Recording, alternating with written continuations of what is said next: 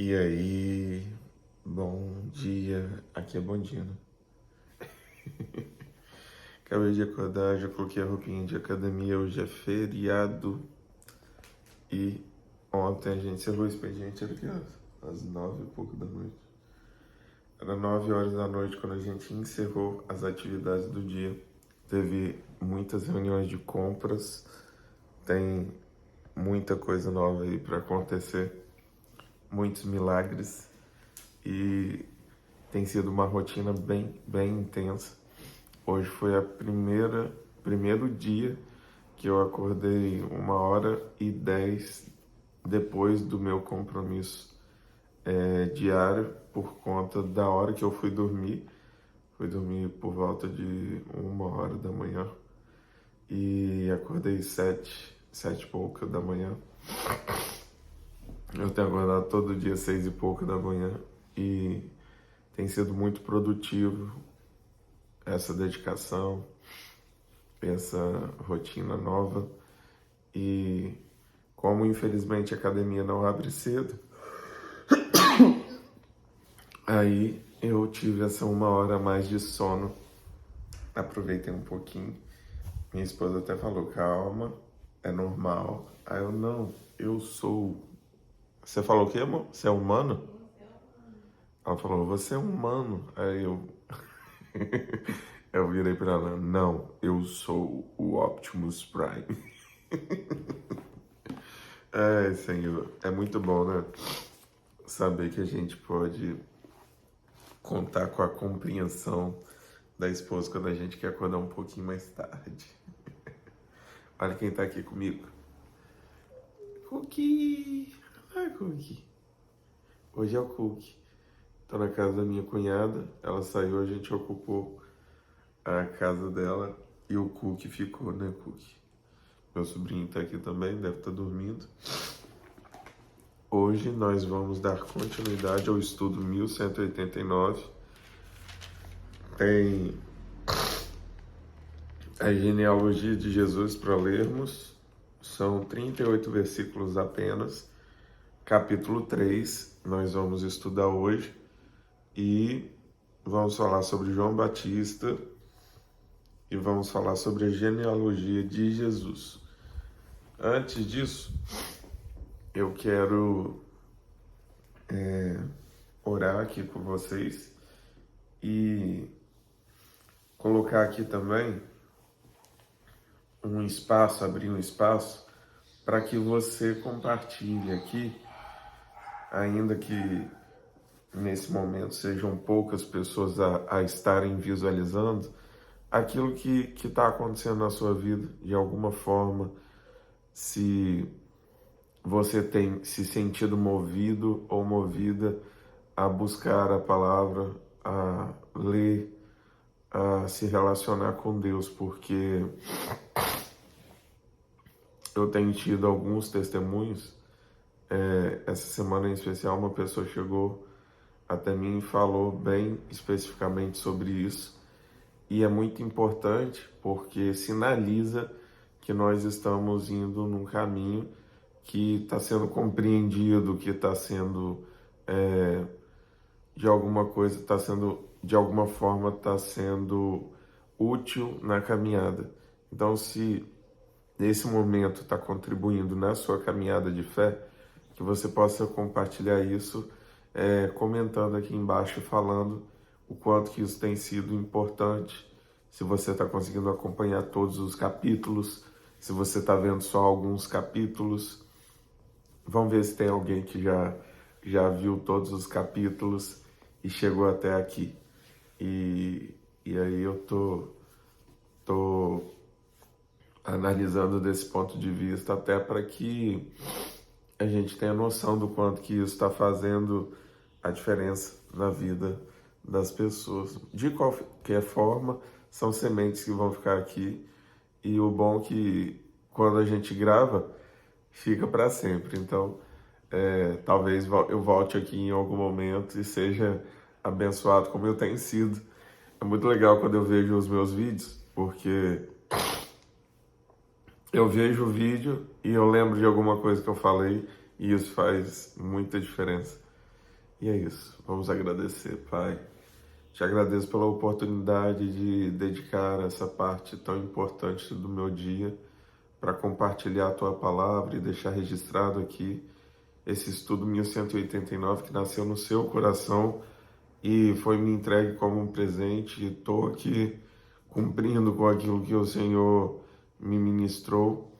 E eu te peço que o Senhor me dê força, coragem, ânimo, disposição, revelação, discernimento, sabedoria, a fim de que tudo que for ministrado seja debaixo da tua orientação. Espírito Santo, me conduza nesses passos, me conduza na leitura, me conduza na interpretação e transborde através da minha vida.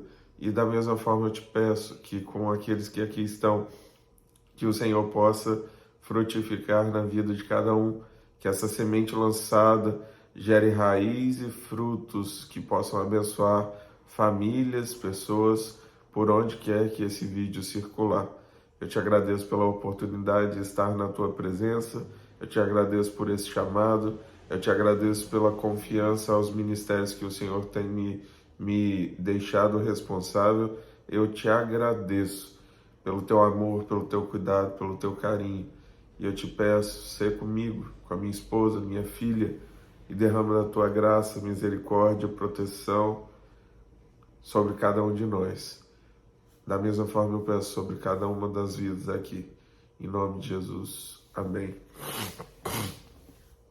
É engraçado, na hora que eu comecei a orar aqui, eu lembrei ontem da ultrassom da Esther, e foi muito bonitinho, o rostinho dela aparecendo, a boquinha, ela mexendo com a língua, pondo a linguinha para fora.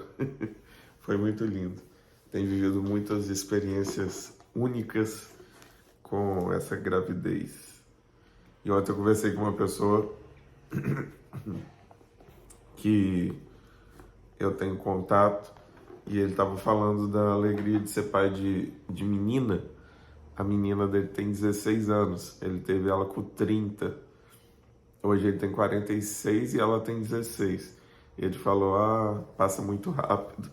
Aproveita que passa muito rápido. E é isso aí. Quem é pai de menina aí fala se passa muito rápido, se é bom. Os pais de plantão. Vamos lá.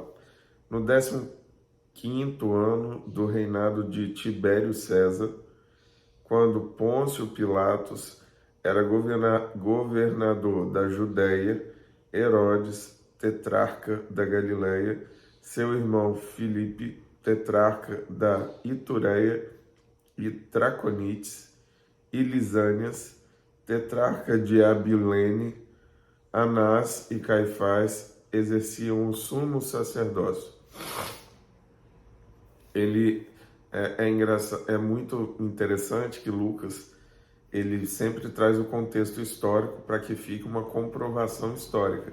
Então ele faz questão de falar de todos os monarcas que reinavam da parte romana sobre Israel e aí ele fala dos sacerdotes, Anás e Caifás. Aí esses já são líderes do povo judeu.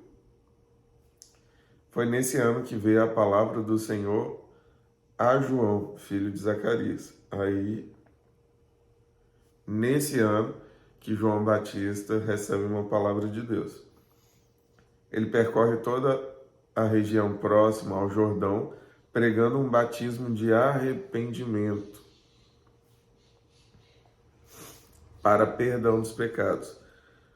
Isso a gente lê e é algo simples de ler. Batismo para arrependimento, ok, legal, eu entendo. Mas para esse período era algo que não existia. Por quê? Porque para arrependimento dos pecados era necessário sacrifício. E agora o batismo se torna um auto-sacrifício. Por quê? Você literalmente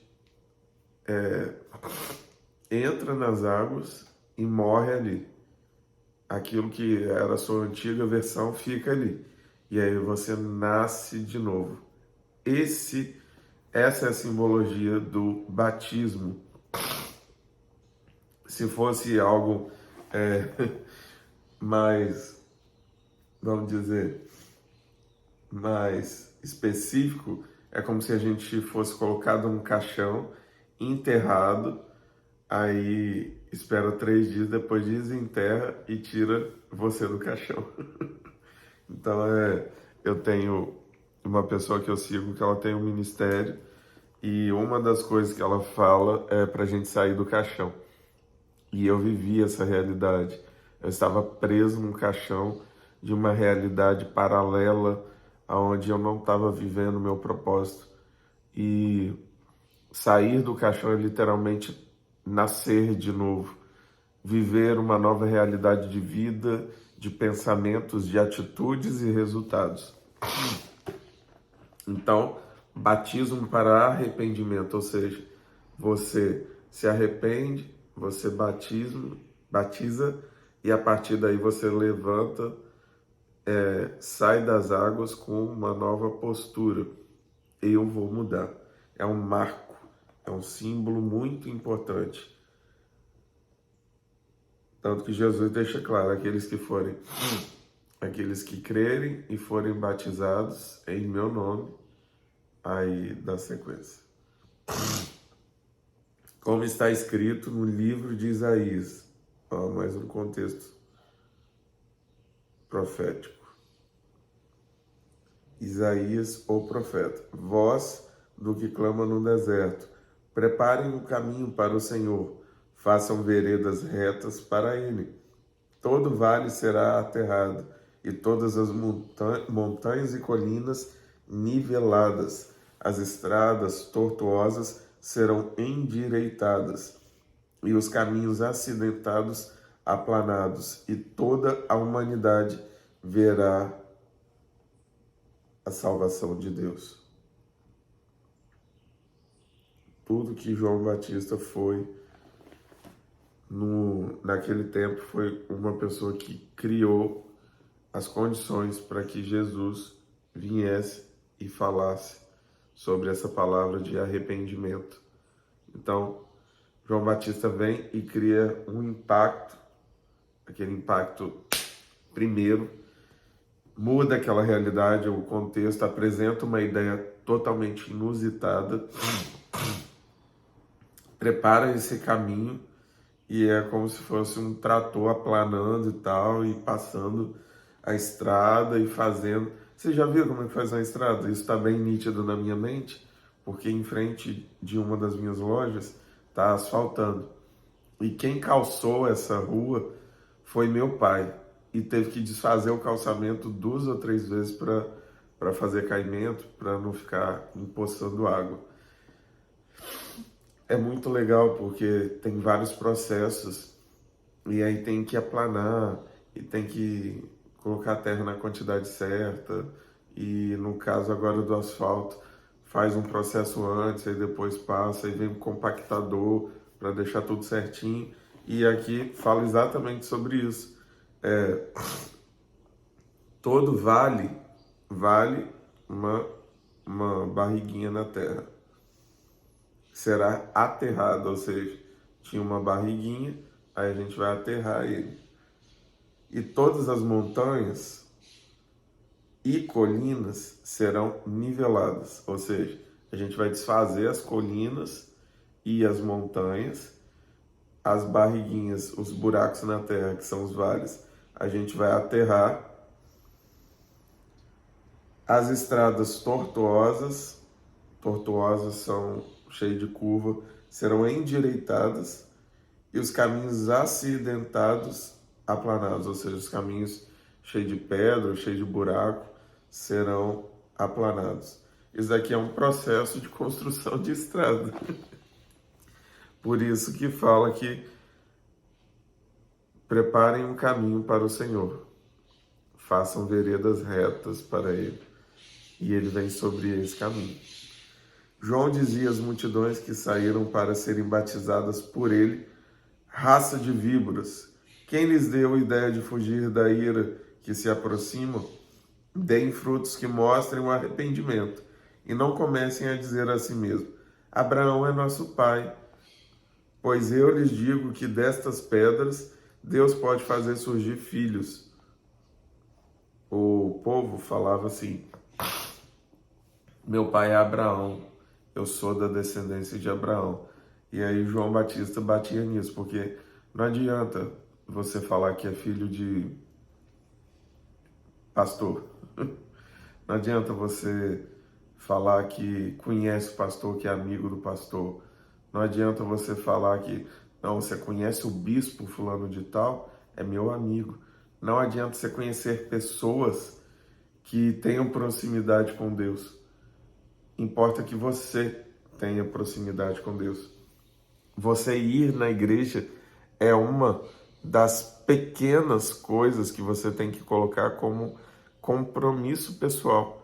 Mas relacionamento com Deus não é ir na igreja. Se você tem isso como mentalidade, ir na igreja é consequência de um relacionamento com Deus. Ir na igreja não é o relacionamento com Deus. É consequência. Eu vou na igreja porque eu já tenho relacionamento com Deus e lá eu vou ter comunhão com os meus irmãos que também têm relacionamento com Deus, para que juntos adoremos a Deus e ajudemos outras pessoas que querem ter relacionamento com Deus e estão procurando esse lugar para se encontrar com pessoas que têm relacionamento com Deus e aprender como ter relacionamento com Deus. Você entendeu a sua responsabilidade? Não é o pastor que tem que ficar ajudando todo mundo e direcionando. Existe essa maior parte da vida do pastor nesse propósito. Ele separou assim, ele pegou toda a vida e falou, tô abrindo mão de tudo para eu fazer só isso. Mas o fato dele fazer só isso não impede nós de fazermos aquilo que nós temos que fazer. E isso não é nem só impede. O fato do pastor viver para fazer isso não quer dizer que nós não temos essa responsabilidade. Então não adianta dizer que seu pai é Abraão, porque de pedras Deus pode fazer nascer filhos. Um machado já está posto à raiz das árvores, e toda árvore que não der fruto será cortada e lançada no fogo. Isso daqui é sério, gente. O que devemos fazer então? Perguntavam as multidões. João respondia: quem tem 2 túnicas, dê uma a quem não tem nenhuma, e quem tem comida, faça o mesmo. Aqui, aplicando na questão humana, se você tem algo que você pode dar, por exemplo, essa semana eu fui almoçar numa churrascaria que eu gosto muito, e eu não sabia que ela servia almoço, eu achei que era só janta, e aí eu descobri que ela servia almoço e fui lá almoçar. Comi muita carne gostosa e saí. Na hora que eu saí tinha um catador de recicláveis e ele me pediu, me dá comida, eu tô passando muita fome. E com a cara batida ele falou, não me dá dinheiro não, só me dá comida. Aí eu, aonde que a gente pode comprar? Aí ele, ali da onde você saiu. Aí eu, ai senhor, é caro. Peguei ele, eu, vamos lá. Aí dei a chave do carro, minha esposa entrou no carro, se trancou. Eu peguei e fui lá e comprei uma marmita para ele de carne, comida e tal. Uma marmitinha bem carinha, uma marmita de R$ 35, mas eu fiquei feliz porque foi quase exatamente o que Karen comeu. Então eu saí de lá e com essa alegria de poder dar para uma pessoa que eu não conheço algo que eu comi. Aí eu virei para ele, foi legal que eu virei para ele, ó, tal carne, cupim daqui é uma delícia. Esse cupim você vai gostar pra caramba. Aí ele ficou todo feliz e eu pude compartilhar de algo que eu acabei de comer. e que eu paguei caro para comer e que eu estava pagando para ele também. Literalmente eu peguei do que eu estava, do que eu tinha comido e compartilhei. Às vezes a gente tem a hipocrisia de querer dar o pior, de querer dar a sobra, de querer dar o que está rasgado, o que já não tem serventia. E isso não é amar o próximo como a nós mesmos. Isso é peso na consciência que a gente está tentando tirar fazendo alguma coisa. Essa semana ainda tive a oportunidade de ajudar um grupo de formandos de uma área técnica e eu não estou em condições de gastar por conta dos investimentos que eu estou fazendo. E aí eu falei com a pessoa, vai lá, escolhe alguma coisa até tanto. E daqui a pouco me liga o gerente, olha, a pessoa estava querendo um negócio de tanto. Era tipo bem mais caro do que eu tinha liberado. Mas aí eu pensei, eu tenho outra peça, eu só tenho uma. Não, tem outra. Então pode dar essa. E aí a pessoa ficou muito feliz e tal. E isso aconteceu. E aí, olha o que aconteceu ontem. Eu tô te falando para você ter consciência e não mirar, olha só, maturidade, por favor. Não faça para receber, faça por amor. Se o seu sentimento for moeda de barganha, eu faço aqui e eu tô esperando, cadê o meu? Cadê o meu? Não dá certo. Não espere que dê certo. Com Deus não é assim. Faz com o coração assim. Tô entregando, tô ajudando.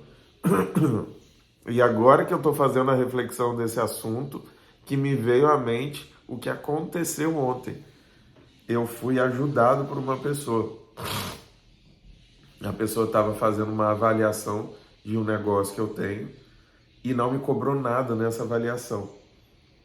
E eu agradeci muito a pessoa e tal. E aí do nada ela falou, meu iPhone tá descarregando muito rápido. Aí eu, tá na hora de trocar não? Quando você for trocar me fala. Eu trabalho com a venda de iPhones há uns 10 anos, então, como você está me ajudando aqui, eu te faço o preço de custo. O preço que eu consigo, eu te faço. E aí a pessoa, eu queria um iPhone 11. Aí eu fui, de quantos gigas? 128 gigas eu queria. É o lacrado ou seminovo? Pode ser seminovo. Aí eu, por incrível que pareça, eu tô com um iPhone desse aqui na bolsa. E eu não ando com o telefone, com o estoque de aparelho. Eu tinha um aparelho desse. E eu coloquei na bolsa, porque eu estava mudando de casa e ele ficou nessa bolsa, para eu não perder um iPhone na mudança. Aí eu tirei o iPhone e coloquei em cima da mesa. Ela, nossa, era isso que eu quero. Era isso que eu queria, só que eu só posso pagar com cartão. Aí minha esposa, a máquina de cartão da nossa loja tá lá, no carro. Aí você pega lá, ela pega. Ela foi, desceu de elevador, buscou, trouxe. Resumo, fiz uma venda. Esse telefone eu vendi no preço que o meu fornecedor me vende, só que eu tinha pego ele de cliente. Então eu consegui ele num valor muito baixo, porque o que eu tive de lucro lá com o cliente, eu abati no valor do telefone do cliente e esse aparelho ficou com um custo muito abaixo do que é o que eu consigo. Então eu deixei de ganhar um valor aproximadamente de R$ 700, R$ 690 exatamente. Eu deixei de ganhar, mas eu fiz uma operação que me deu um lucro de aproximadamente R$ 1.500. Tudo porque eu tinha feito uma negociação anterior e, resumidamente, foi isso que aconteceu. E isso não é normal, não é mesmo. Eu ganho normalmente 200, 300, no máximo R$ 400 numa operação como essa. E depois eu fiquei fazendo as contas, tem alguma coisa errada aqui, eu fiz conta de novo. Não, eu ganhei isso mesmo. E aí ela ficou muito feliz. Eu realmente forneci para ela um aparelho que no preço de mercado tá menor preço. Eu tive um lucro porque a pessoa que me passou o aparelho precisava passar rápido e aí passou por um valor menor. Eu tive um lucro lá que eu abati no custo do aparelho, então lá eu não tive lucro, mas aqui eu tive um lucro maior. Então, assim, são coisas que acontecem e que fazem muita diferença, porque esse dinheiro é basicamente o dinheiro que eu vou fazer um investimento no quarto da minha filha. E fez diferença. O resumo é, não fica focado só no ganhar, não. Lembra que tem pessoas ao seu redor que precisam e você entregar as coisas com amor e você que tem duas túnicas, dê uma. E quem tem nenhuma, a quem não tem nenhuma. Se você tem duas coisas, dá uma. Você tem um monte de par de sapato aí guardado, dá um tanto. Desocupa. Roupa, desocupa. E ajude. Quem tem comida, faça o mesmo. As pessoas estão precisando ao seu redor. Você vai deixar todo mundo ao seu redor precisando e você sobrando. Sério que você vai fazer isso? Sério mesmo? Alguns publicanos também vieram para serem batizados. Eles perguntaram, mestre, o que devemos fazer? Ele respondeu, não cobrem nada além do que lhes foi estipulado. Então alguns soldados lhe perguntaram, isso daqui é outra coisa histórica também. Publicanos eram homens hebreus que conheciam o povo da cidade e foram contratados por Roma para cobrar impostos daquela população. Então eles eram considerados traidores, porque eles cobravam impostos em nome de Roma dos seus compatriotas, seus irmãos de sangue. E isso era considerado traição. Então os publicanos ganhavam muito dinheiro e alguns, infelizmente, se aproveitavam desse poder para cobrar mais impostos e ficar com uma diferença. Vamos supor, tem que pagar 5 moedas de imposto, 5 moedas. E ele cobrava 6, 7, 8, 10. Então, infelizmente, tinham pessoas que roubavam. Aí eles pedem conselho a João. O que a gente faz? Não cobrem nada além do que lhes foi estipulado. Seja justo. Você consegue não roubar? Ah, consigo. Então não rouba. Não pede além do que foi estipulado. Pede só o que Roma quer. Isso é o que tem que ser. Dá a César o que é de César e a Deus o que é de Deus. Mas não fica com nada para você, não. No que eu me propus a fazer pela pessoa que me ajudou, eu fiz. Eu passei para ela o preço que eu consigo. E eu abri mão de ganhar R$ 690. Para quê? Para poder ajudar. E isso me gerou uma ajuda de volta e foi muito bom. E é sempre bom. Então, alguns soldados lhe perguntaram, e nós, o que fazemos? O que devemos fazer? Ele respondeu, não pratiquem extorsão, nem acusem ninguém falsamente. Contentem-se com o seu salário. Olha que legal. Os publicanos tinham poder de cobrar impostos e os soldados tinham poder de fazer extorsão. Tipo assim, não tem? Quem nunca foi parado numa blitz e pensou em dar uma gorjeta para o café?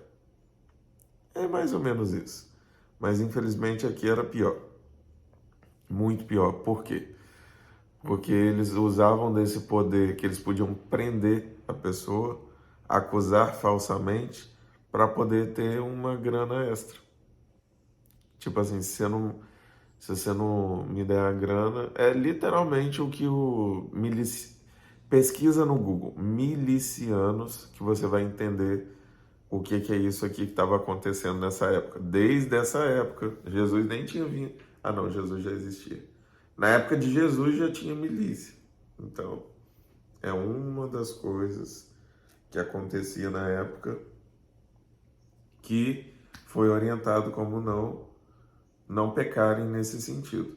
O povo estava em grande expectativa, questionando em seu coração se acaso João não seria o Cristo. João respondeu a todos: eu os batizo com água, mas virá alguém mais poderoso do que eu, tanto que não sou digno nem de desamarrar as correias das suas sandálias. Ele os batizará com o Espírito Santo e com fogo. Ele traz a pá em sua mão. Tem um anjo aí? Mo, o Cook tá balançando o rabinho pra porta e não tem ninguém na porta.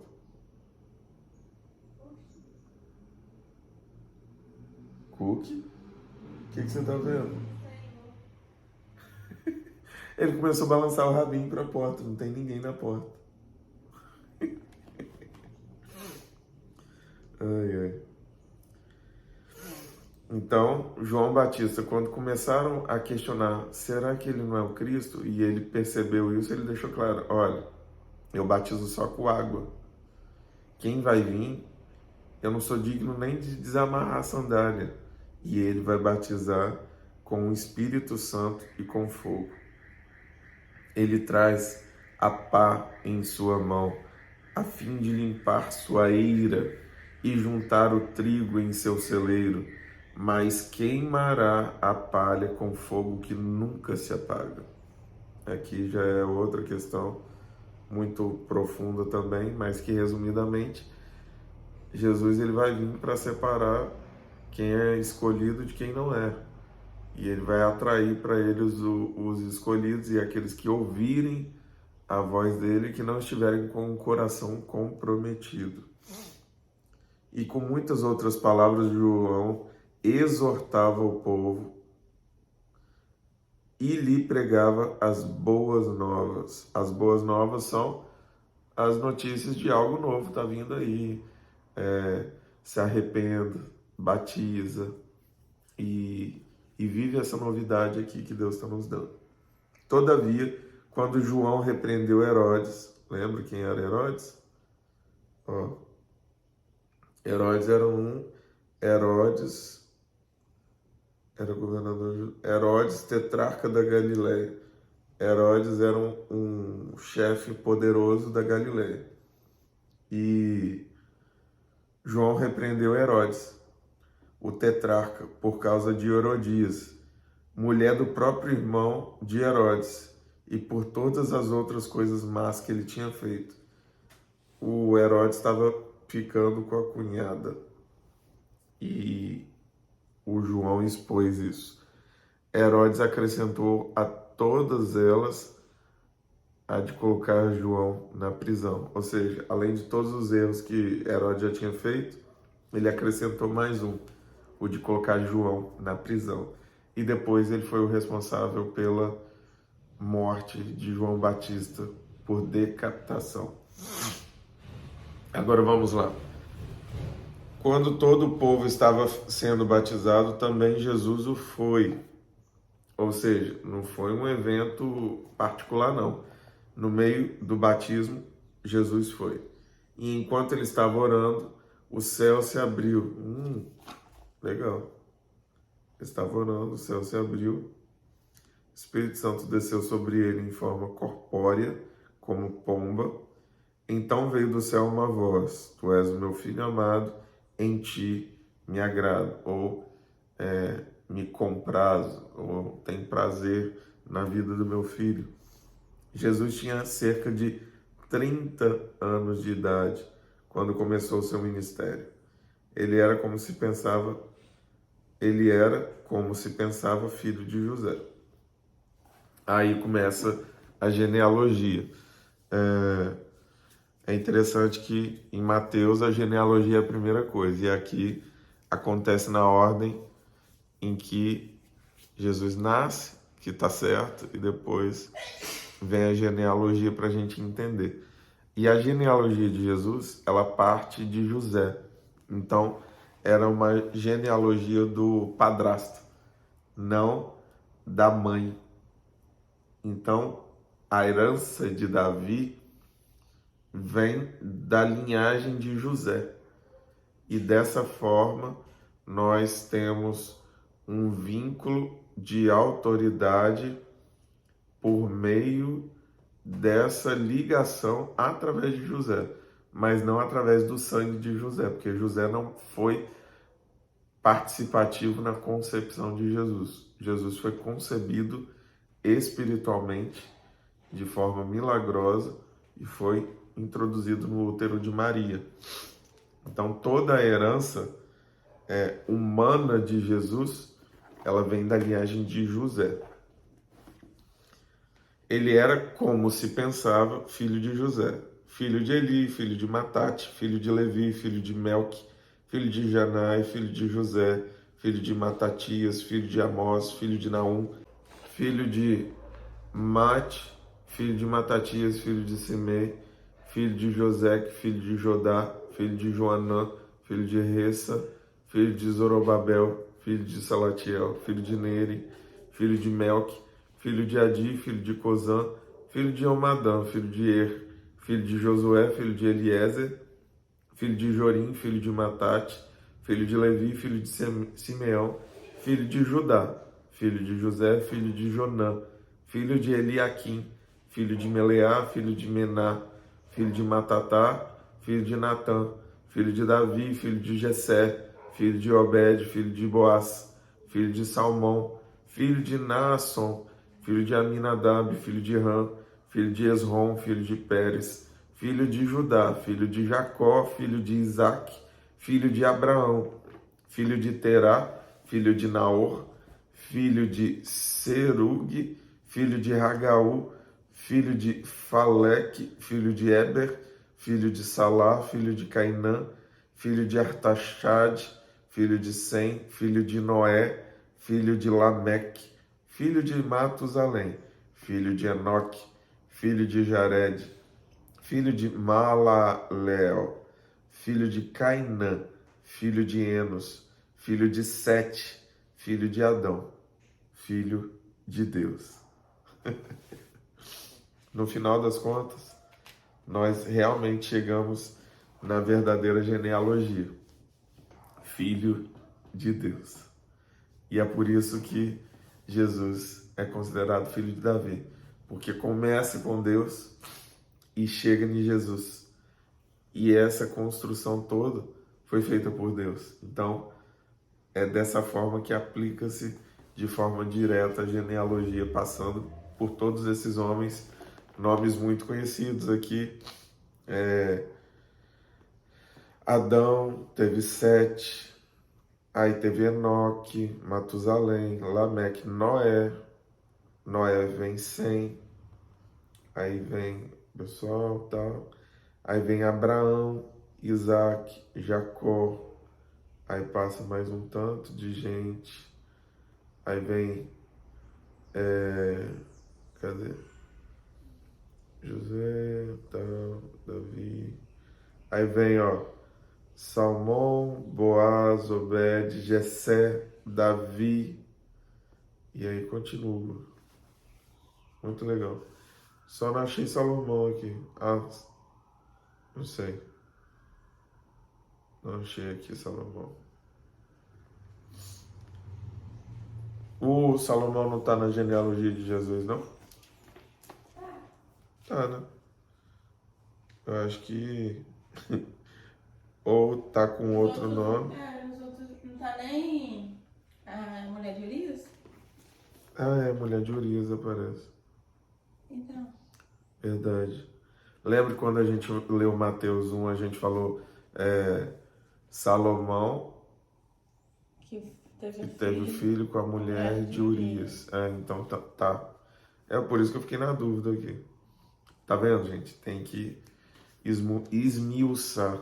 Aparece como aí na hora da mulher de Urias? Ó, depois de Davi, Aparece vem Natã, filho de Natã. Filho de Davi, filho de Natã.